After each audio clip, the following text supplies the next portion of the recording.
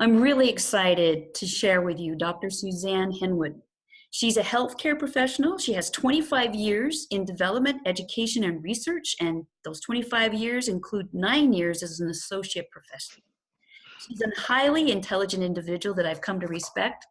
And one of the things I respect about her is in order to acquire her PhD, Suzanne explored professional development and how to enhance impact on practice. This lady, it has in her DNA the desire to help people excel. And in her words, she can use a number of modalities to do that. She can use NLP, which is neuro-linguistic programming, which some of you know. She's also one of the thought leaders in the world of mBIT, which is multiple brain integration technologies. She can use ACT, which some of you know is acceptance and commitment therapy. She knows how to use the map of meaning. She knows how to refocus people. The main thrust of Suzanne's work is to be alongside people, supporting them to deeply reconnect with themselves. She loves seeing people be all they were created to be. And she also focuses her practice on supporting people to remember how amazingly powerful and awesome they are. She's one of only 2 people who are globally certified as a multiple brain integration technique master coach. And she's also an mBIT master trainer. That means she travels all over the globe speaking about multiple braining or mBraining.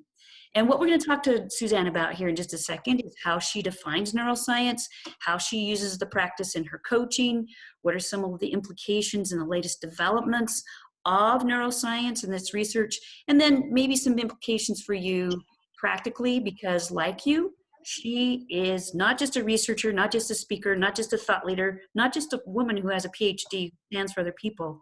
She is a coach. So Suzanne, with that warm welcome, would you first define for us, how do you define neuroscience? Wow, what an introduction. Thank you, Lyn. And I'm an ordinary human being. So yeah, I come still in very much in learning mode. The whole world of neuroscience is changing so rapidly that I'm learning on a daily basis. So I'll give you my definition at the moment, and I'm not saying that that might not change, because as we learn new things, and I know that as soon as I give my definition, there will be some people who struggle because it will contradict what they think neuroscience is, and possibly will set up a cognitive dissonance in them. So just sit comfortably with that and be curious about it if I do that. And I'm not going to make any apology, because the world is changing. What we know, I come from medical imaging. The medical imaging skills that we have are so more exquisite now than they were even 5 or 10 years ago. So we're learning about the body all the time. So neuro for me, in its widest form, is about neurology, the neurology within the body. And that for me goes way beyond just head brain. Right. And that's where the cognitive dissonance might set up for some people, is that for many people who use the term neuroscience, and it's a sexy term to use at the moment, it gives credibility, it gives a status, if you like. So we're using neuroscience in leadership, neuroscience in teaching, and neuroscience in coaching is big business at the moment. But for me, what neuro is using the neurology of the body that has intelligence, wisdom, and communicative ability that goes right throughout the body. And as you've said, I'm, one of the people passionate about mBraining. And so we advocate for head, heart, and gut brains as a starting point. And that's not us saying that, that's the science being research underpinned, knowledge proven to the best of our ability at the moment. But there's another 2 brains that are very likely to be declared by science brains in the near future. So yeah, neuroscience for me, using the whole of the body's neurology that can offer wisdom, communication, and insight and change the way we do life. Beautiful. So neuroscience, if I can riff off of that, when I was preparing for my TEDx talk, one of the things that kept resounding with me were some of the things we learned in multiple brain integration training, which was we have complex neural networks within our body in other places than our head. And some of the research was saying the job of a complex neural network is to listen and communicate. So when I listen to what you're saying, as a coach who's using neuroscience, we're actually activating those complex neural networks that are listening and communicating within someone to support the process of partnering with people during their coaching engagement. Does that fit what you're saying? Absolutely. And of course, they will be communicating whether or not we're deliberately communicating with them. So if you've ever had a client that's got stuck, who can't seem to bypass a block, it's very possible, but there's another form of communication trying to be part of that conversation that, unless you have the skills, you're not including. You know, that's so true and so applicable today. And thank you for saying that. I have an entrepreneur who has an opportunity to sell her business. And she also has an opportunity to work on it for another couple of years and grow it. And so we devised a conversation between the heart, the prefrontal cortex, back to the heart, to the enteric brain or the gut brain, to the heart, to help her hear what her answer is. And I think it speaks to what you just said. So I'd love you to address that if you have any additional thoughts, and segue into telling us, how do you practice integrating neuroscience into your coaching? I mean, it is a beautiful description of when we want to make a big decision, when we have a significant life event that happens and we want to work out who we are, where we are within that, that if we don't communicate with head, heart, and gut and align those, the chances are we are going to go forward with some sabotage behaviors or with a lack of passion and commitment to it, because not all of our brains are rowing in the same direction, if you like. Coming from New Zealand, we talk of walkers a lot and getting in the boat and rowing in the same direction. So there's very much a New Zealand metaphor for you. And we're not talking metaphorical, we're talking literal brains. These brains do process information and then send that information up to the head, as you say, to the prefrontal cortex, where we make our executive decisions, where we make sense of them, where we then put the story around them. And often there are restrictions, beliefs that are held at heart or gut level that are outside of conscious awareness that will stop you taking action on something, even if you think, head brain, that you have the plan in line and you know exactly what you're going to do. I'm sure we can all relate to setting goals, setting New Year's resolutions, really thinking we want something, but Right. not taking action. And that's because we haven't got the heart and gut aligned with that plan. And so it's never going to run as smoothly as it could. So how do I use it? It has transformed my coaching practice. I now still use a range of modalities, but I would say that central to all of my work is this awareness that I have to talk to the whole person, all of their intelligences. And of course, I'm talking with all those intelligences as well. So I'm asking questions from a different place in myself, using different language, and very much attending to focusing on what I'm feeling in my body as I'm hearing the communication back from the client.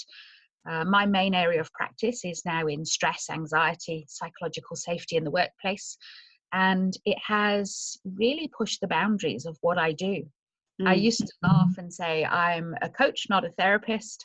And now I've really had to challenge what coaching is and can be with the embraining skills. And I now cheekily use the term therapeutic coach in that boundary place between coaching and therapy. I'm not a therapist and I don't claim to be, and I refer clients on when I need to. But I do drift beyond what a traditional view of coaching has been for many years. And I think know so much more about the body, maybe it's time to redefine coaching and just put our toe in that water of gray area that really does use those multiple intelligences and the deeper ontological change work around who people are, who they want to be, who they're creating themselves to be, recognizing that all that is fluid and plastic and we can change it much more easily than maybe we thought we could.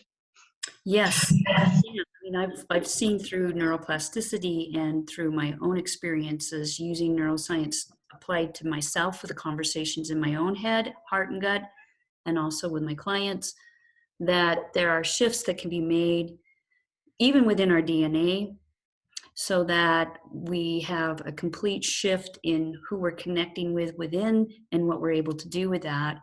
And something I want to drill down to, 2 points you just made, if it's okay. So clarifying, just to make sure I heard this correctly, because I think it's brilliant, Suzanne. I think this is brilliant, where you call yourself a therapeutic coach versus a therapist, because you're not trained as a healer or a therapist, but you can use the tools you have in almost a therapeutic manner that is also in the realm of coaching. Am I picking up what you're putting out? Yeah, absolutely. And I work closely with a GP practice who refers patients to me who have gone with physical symptoms to the GP.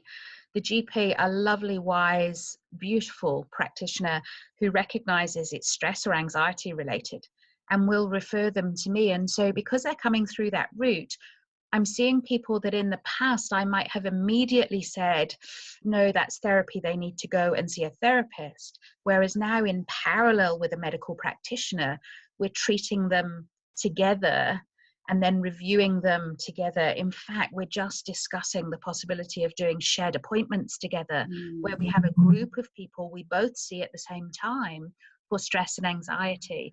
So definitely going into that healing, therapeutic type area, but in a self-healing way. So it's stuff that clients can do on their own, that they don't need that extra level of therapeutic support. The therapist will always be the best person to give.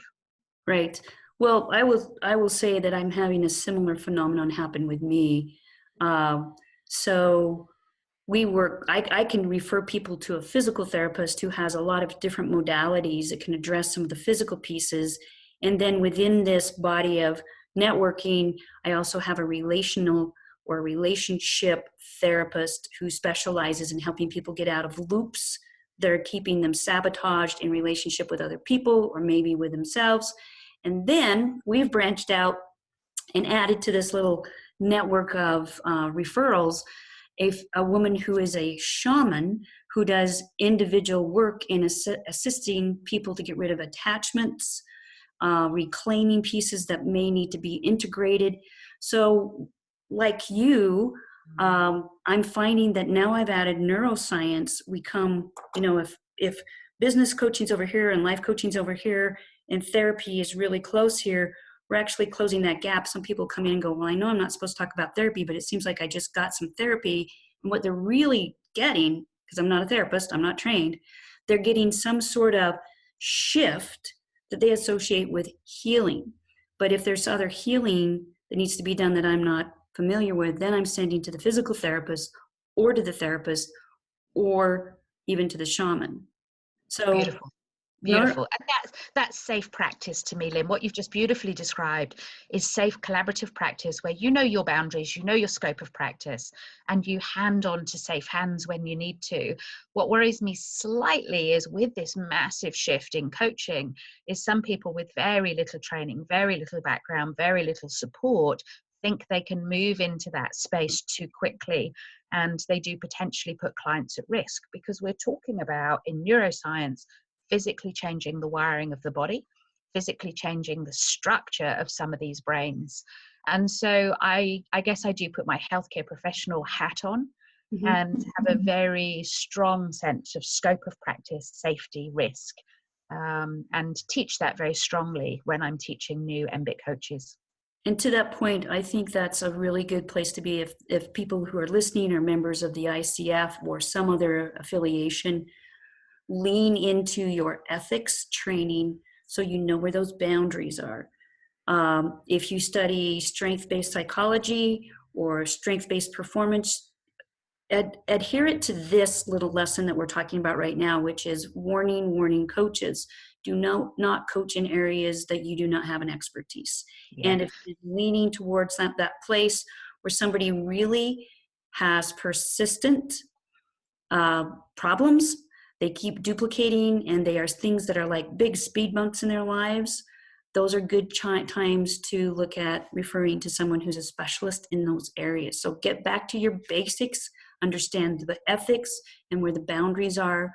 And like you said, that's safe. That's the safe way. It's also the ethical thing to do, right? Yeah, safety first every time. Yeah. I think what it does is reflect the power of coaching. Mm, Coaching is not just a conversation with a friend over a coffee. right. Coaching is incredibly powerful and can literally change the structure of our body. So we have to respect that power and handle it ethically, morally, and safely when we're using it with each and every individual. Good point. And so I'm going to speak to that too and segue a little bit. To those of you who are listening, I actually flew to Australia to work with Marvin and with Grant when they were first initiating their training for multiple brain integration. I'd heard about them at WBEX at a summit, and I flew to Australia to get the certification. Now we're bringing it, and we'll talk about that toward the end of the conversation, but now mBIT is going all over the world and having trainings. You can still go to Australia and New Zealand. It's a beautiful part of the world. It's a beautiful place to come to. Yes. But to that point, in order to stay viable as a coach, what we're talking about, let's make it transparent, is staying on the cutting edge of knowing your craft and continuing to get certifications and training because things are changing so quickly.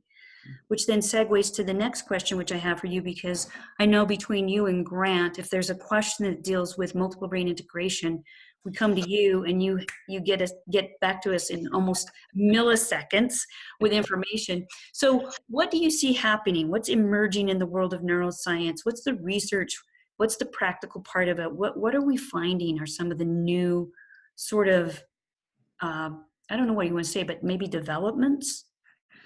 Yeah, I mean, there's many, many developments going on, and it depends which field you look in. And to some extent, some of the new, claimed to be new material, it is new in one respect, but we've known it for thousands of years. It's just that we didn't used to have the SPECT scanners and the CT and MRI. And in fact, there's a brand new scanner just out, released this year, that's infinitely less dose and infinitely more powerful, that can scan the whole body in 40 seconds. Wow. So what's happening now is we're getting the proof for what a lot of ancient wisdom traditions have always known. And I think one of the reasons neuroscience started in the head is because all of these scanning techniques, CT, MRI, they started as head-based scanning techniques. And it's much more difficult to scan, for example, with MRI, the heart and see minor changes of blood flow when the whole heart is full of blood. So I think within the next 5 years, and especially with this new scanner that's just been released, I think we're going to start to see some even more exquisite imaging capability that really proves, evidences what Grant in particular has been coming up with the latest research. So definitely the head, heart, gut, when we first launched in 2012, was a little bit secular knowledge that was less well known, shall we say. We had to explain what it was, we had to define it. Now so many people are using the term head, heart and gut. I do get a little bit sad that often that's not related back to embraining when you read the work and you know it's directly from embraining. However, it is becoming much more well known, well used in some respects. So I think we're going to see a lot more evidence to support the heart and gut imaging side of that. The whole body intelligence, if you look at Humberto Maturana, Antonio Damasio, somatic marker theory, even Stephen Porges' polyvagal theory that's been around for 20 years, is having a resurgence of practical application now. And people are going, oh, actually, there was a lot to be said for that. And now that we can prove it with the scanning, we can implement it and apply it to our coaching practice. Right. So that's all going on. Grant just this morning has posted a mBIT++ webinar opportunity where he's looking at the neuroscience linked to hormone and endocrinology. So there's almost not an area, because this is about what it is to be human. Our autonomic nervous system innervates 95% of our body. So once we start to work with that nervous system, with the neuro part, we're really talking about how we do what we do in every single context of life. Yes. So let's dive into that a little bit, because I think you and I have this tacit understanding now about talking to the head, heart, and gut. You know, the Lacey's in the 60s could see the heart was sending information up. We had the second brain, that was a book that was published that talked about the enteric system and how it has the immune system.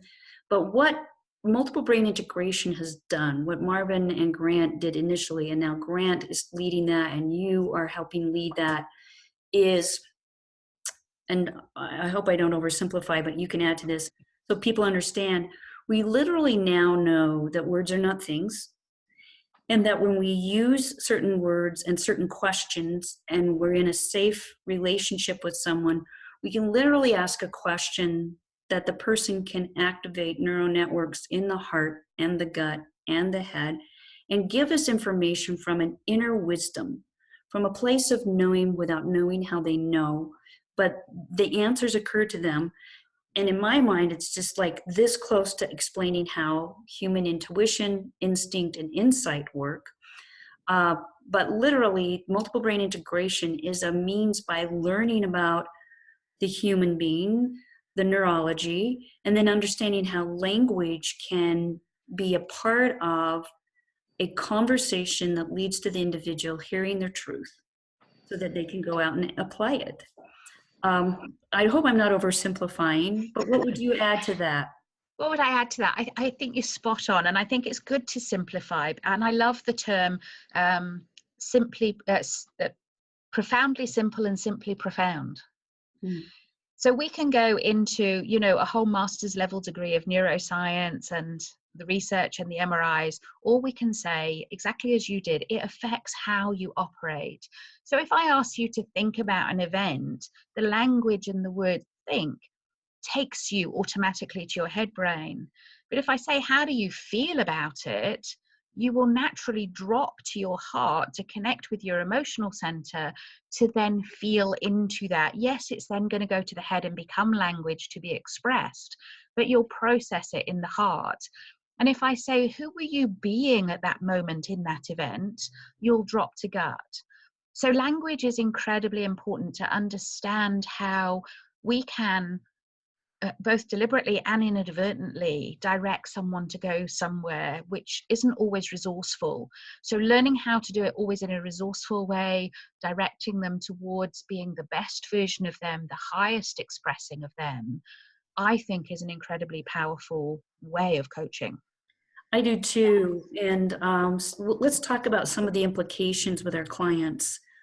I know I have a really busy week this week. I have 8 presentations from Monday to Monday, and I will be in 4 or 5 different locations giving these. I have to fly out for part of these, others I've driven to. What I found very interesting is when I start to explain how this wisdom works, the first thing I have them do is breathe with me. And we get into coherence, or more of a sine wave, so that we can actually access their neural networks. And they're not, you know, they're not like the polyvagal theory will tell us, well, are they in stop, freeze, and appease? Are they in the caution, let's wait and see? Are they in the go, can they go with you? The implications that I'm finding with my clients are they literally have somatic understandings of this is my yes or this is my no. They also come up with thoughts that they've never had before. They start to have the ability to give street cred to their heart intimations, to those insights that fly in one ear and almost fly out the other without, if they don't write it down, they forget, or those gut instincts that say, wait, stop, think about this more. So the implications are that my clients are making progress more authentically. They feel it, so they trust it and have greater confidence in what they're doing. They also leave coaching with tools and skills that have greater self-efficacy, that they know now how to listen to themselves better, and they can always come back for coaching for other things that they know, or they can come back and ask for more help. But those are just some of the implications. What are you finding? What are some of the implications or even ramifications of your work? As I say, a lot of my client-based work is in stress and anxiety. So most of my examples will come from that. The other area I work in is leadership, but I think those two are often so closely related. So if I give you some examples, I had a 10-year-old girl, excuse me, who was referred through a therapist who had chronic abdominal pain, couldn't go to school. If she ever did go to school, was in the sick bay within an hour or so. And she'd had all of the medical tests and nothing physically had been shown up. And so the medical world was saying, well, it must be allergies, it must be food intolerances. And so she was on an incredibly restrictive diet, not enjoying food, not enjoying life, very quiet, timid little girl. And I worked with her. I actually only worked with her on 2 occasions, and that even surprised me. But when she came, I started where you did with breathing, and I talked about breathing. We laid on the floor together. I have a grey, cuddly neuron that I use, and I lay it on the little girl's belly. Don't explain any of the physiology or, you know, parasympathetic, sympathetic. I just say, can you make Norman, which is what I call this neuron, move up and down? And as you know, in order to do that, she has to do belly breathing.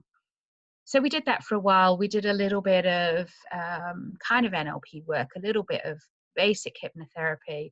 And I left her having identified her happy place as being rainbows and unicorns. And I asked her to draw a picture of that she had with her everywhere she went, and that she looked at the picture while breathing. And we got her score down in that one session from a 10 out of 10 abdominal pain to around kind of 6, which I thought on the first session wasn't bad. This was a chronic condition. Sent her away to do that for a week. She came back. The maximum her pain had been all week was 4, but the average had dropped to, 2. She was in school fairly regularly. She still sometimes had to go to the nurse. And I worked with her once more, kind of just tweaked the breathing a little bit, did a little bit of cheeky hypnotherapy on the way out, where I said how clever she was that she changed this in such a short period of time, and how powerful her body must be. And I was just curious when she felt she might like to let go of it completely. Wow. And she talked about mum buying some supplements at the chemist, and that she thought that the best time to let go of it completely would be when mum gave her the last tablet out of the pot. And I had no idea how big the pot was or how many were in the pot. So I said, oh, that'd be lovely. And we're walking down the corridor to lead her back out again. I said, hey, look, I don't know, but what if mum made a mistake tonight and that she actually gave you that last pill tonight? She said, oh, I don't know what would happen then. I thought, oh, nor do I. Not, I was just curious. And I left her with that. And we hadn't made another appointment. Mum said she'd be in touch. She wasn't in touch. 2 weeks later, I kind of got in touch with mum and said, hey, look, entirely up to you if you want to come back, but I just want to check in. She's okay. Oh, sorry, I should have rung you. She said, everything's fine. She's back to normal. She's back to school. She's got no pain. She's back on a normal diet. She's loving life. Oh my goodness. There you go. Now, there you go. And all really I taught her was fundamentally the breathing technique and to change some of the thinking patterns, but to really reconnect with her body, to listen to her body, so that when she even had the slightest trigger that she felt uncomfortable, because all of her anxiety she was feeling in her tummy, that she would go to this beautiful picture she'd drawn in her breathing. And so she pattern interrupted her paining. She did. And as I listen to this, Suzanne, I get a strong, strong sense that you really honor the clients and you meet them where they are. 100% of the time. Yes, and that we don't understand. I mean, again, words create a neurochemistry. And would you just talk a moment about what you've learned about how the body doesn't lie, how there's a knowing within our physical body that you're interacting with, that I interact with when we use these techniques, and you use them even far more in a far more complex manner than I do. Talk about the body's wisdom for a moment. I genuinely believe that the heart, the gut, and the ANS have their own wisdom. And that wisdom is deep, it's long-standing, and it has the ability to learn. And so sometimes it might have learned what it thinks is the best behavior or pattern, and it would have been in the moment the behavior was created. But that behavior becomes the pattern, and you kind of get stuck with no thought or consciousness about why. Now, Yeah. that might be a reaction to somebody, a trigger. Maybe somebody uses a particular word. I know when I was growing up, one of the words that really, it used to kind of upset me and hurt me, my mum used to say, stop showing off. Hmm. So anything I did, if I went to say I'd done well, it was stop showing off. It was, if you were trying to celebrate a good score in an exam, stop showing off. And it was a cultural thing. It wasn't meant in any way to harm. Right. But inadvertently, what that did was build in a pattern, a response in me that meant every time I thought I was celebrating or saying I'm good at something, I would shut that down. Right. So if somebody even now uses the word showing off, Hmm. it still kind of pokes that trigger. And yet that behavior, I learned to shut it off because that got on well within the family context. But it's really unhelpful now. Right. So I've learned to recognize it and change it and go down a different pathway. And I'm happy to celebrate success, both for myself and others, not in an arrogant way, but in a balancing that humility and success. But the trigger is still there. Hmm. Now what I can do is recognize it so quickly that I smile, recognize it for what it is, acknowledge it, and move away from it. Wow. That's only because I've learned the skills of changing the neural pathways. For some people, however much they are successful, and I know PhD people who have no self-confidence and think they're stupid, they're still triggered by something that happened probably before they were 7, and they don't know how to change those triggers. So the body will talk for them in what it believes is honest and authentic and behaviorally very quickly. So that's what I think I use as knowledge and wisdom within the body, is when I see triggers or patterns, or I hear somebody talking about something at work and then something at home, and you as the coach can see that that's a recurring pattern across contexts. Right. That's the wisdom of the body talking to me. I greatly appreciate and honor what you have said. And I would love to start to wrap up with a question, which maybe you haven't been given before, but I would like to ask it. What question have I not asked that you would like to address? Oh, a great question. Why would any coach who wanted the best for their client not at least go and explore and find out about this latest whole field of coaching, even though it might sit outside what they're currently familiar with? So I'll answer, and then I'd like you to answer, because I can tell you right where I was. In 2012, I was training for triathlons that I was involved in. I was on a mountain bike climbing and doing intervals up and down some steep mountains, listening to W. Beck's Summit, and I heard Marvin and Grant being interviewed about mBIT, and there was a part of me that said, because I stand like you do, Suzanne, I want to stand for people to be their most bold, formidable, expansive self. If I stand for that and I'm not continually training myself or getting training on how to take that stand, and also pushing myself to take that kind of stand, then I can't feel like I'm in my integrity. So I came home, looked up what I could, found out when the next one was, talked to my partner, and we booked it. Because so my answer is, if you resonate with what Suzanne and I are talking about, if you're a coach like us that really stands by the side of people who want to empower themselves to take that hero's journey of a lifetime to find out who they truly are and what they can do with themselves, this is an exquisite means to that end. Now, you answer it, because you asked it, and I can't wait to hear what you have to say. Well, again, I go back to my own experience. Where was I? I was well trained, I was experienced, I was an associate professor, but I was living life out of my head. And I didn't even know that there was a heart and gut intelligence, even though obviously I was using it in some areas better than other areas.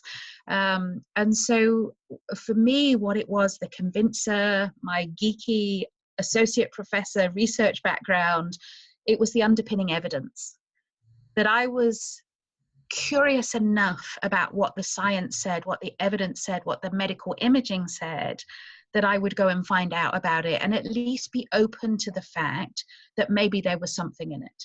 Mm.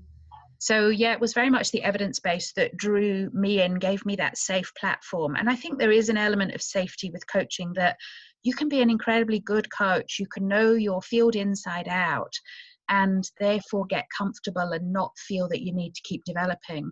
My whole PhD was about professional development. Even if you were in one field and very happy to stay in that field, my belief is that everything is changing so rapidly that we still need to keep up to date in that one field. Yes. But my true belief now is that there is so much development going on that we have to also be open to other fields, other networks. And I'm the sort of person that will go and find out about other stuff, sometimes just to understand what a view is that I don't buy into. So at least I can have an intelligent conversation about it. I'm currently on a neuro coach course. Because I believe I need coaching skills at this point in my life. I think I offer a great service with what I have. But I wanted to truly understand the sort of person that comes from an absolutely head dominant neuro coach model. What are their models? What is their evidence and work? And I have to laugh and I have to keep quiet, because this is a world expert in this that I'm learning from. And he's absolutely adamant that everything is head-based and everything else is pseudoscience and romantic idealism. I can't remember some of the other phrases he uses. But he starts virtually every practice with put your hand on your heart and feel what's truly important to you. And I'm like, why would you do that if you're only working with the head? Yeah, he probably doesn't know what he doesn't know, but he actually senses that there's, yeah, I mean, I don't want to try to explain it, but he knows more than he's giving on or that he's conscious of, right? And he's not prepared to go outside of his fixed model that neuroscience is head-based. So although he knows at a body level, and he knows because I've talked to him about embraining, about the theories of heart intelligence, he's not prepared to have the courage to go outside of his comfort and familiar zone to actually go, what do I not yet know that's just outside my awareness at the moment? And that's what I'd really encourage. You know, I think the good to great, the mastery, the coaches who really want to push the boundaries, they go beyond what they don't know. Yes. They seek into the gap of not knowing. And sometimes they'll read stuff that they evaluate and they say, yeah, I'm not convinced, I'm not going to adopt that. But sometimes you will put yourself at the cutting edge of something. And that's one of those development moments where you take a giant leap forward, not just one step. You literally transform your model of the world. And that's what I did when I joined the mBIT training. So let's go to that now, because it is so evidence-based. I mean, if there's anyone who knows how to research, it's Grant. And then you came on the scene and I was like, what a perfect team. Because the research and also the viability of the information, having your fingers on the pulse of what's out there. You've been doing this long enough to know where to go to get the latest and the greatest, and how to help us peel off the things that probably aren't viable yet or will ever be viable. Mm-hmm. So people listening, obviously, if you're getting recertified and or adding CEUs credits because you want to keep a certification, and that's why I came out. I wanted to maintain my MCC through the International Coach Federation. You have accredited courses, correct? Yeah, interestingly, the ICF will only accredit at resource point level for CEUs. Okay, so but yeah, they recognize it for resource points, and therefore it fulfills a huge hole in your resource points that you can self-record against the ICF accreditation, but it won't give you core points. Right, right. So it's a good place to go if you are either doing the portfolio through the ICF, where you're gathering different courses and you're getting your credits from a variety of places like a smorgasbord. And it's Yes. also a great place where I've gone to get my CEUs to keep renewing my MCC. So Yep. where do people go if they want to learn more about multiple brain integration techniques? Yeah, well, we are now spreading kind of exponentially. So we have just reached, woohoo, I'm just about to put the Facebook page up, 2,000 coaches in the world. We've just gone beyond the 2,000 mark. That's We're It's huge. In such a short period of time, it really shows how people resonate with this and run with it. We're in about 38 countries, I think, on the last count. And Wilbert and I train trainers every year. Our next one is in Spain, and I think that will put us close to 200 trainers. I'd have to check the list, but I think we're close on 200 trainers. So yeah, mbraining.com is your best central place to go on a global basis to find out where those trainers are, or you can contact me directly. I'll happily put you in touch with, who the people are local to you. I would also say that any one of those trainers would be willing to have a conversation with you about bringing the training to your geographic area. right. So if you have a network, if you have probably, depending where your trainer's flying in from, you've got to cover their costs, but probably only 6 or 8 people would make a viable group for you to bring the training right into your area. And again, happy to have those conversations with you, put you in touch with some of the current trainers who are training regularly, who can provide that service for you. Most of them, we all have different business models to some extent, but most of them would then absolutely offer you the place free by putting the group together. Right. So at a minimum, that would be the payback for you. You would not only become an mBIT coach, you would get that training for free, and you would facilitate your network to upskill. At the higher level, at master coach level, at the moment, I'm the only person in the world licensed to run that course, although Wilbert hopefully will be joining me in the next year or so. And Wilbert and I run that together in Europe every year, once a year, and I've just run it in Australia, and we ran it in New Zealand last year. So that's another layer of coaching. And if you're really serious, because so many people get onto this and say, I want to be able to deliver this, at coach certification level, you're licensed as a coach. You're not licensed to run workshops or to train it. So lots of people want to be able to share it because they get passionate.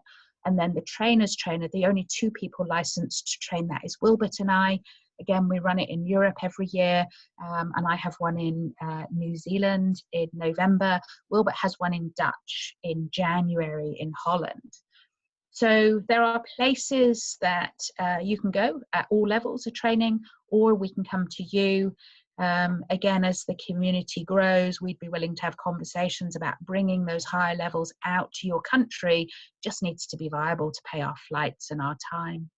Right. And I've hosted it twice in the Salt Lake area, and both times we had a profitable experience. So I hope people will call Suzanne and find that out. And Suzanne will put your information in the corresponding document that goes with this when we post this actual interview.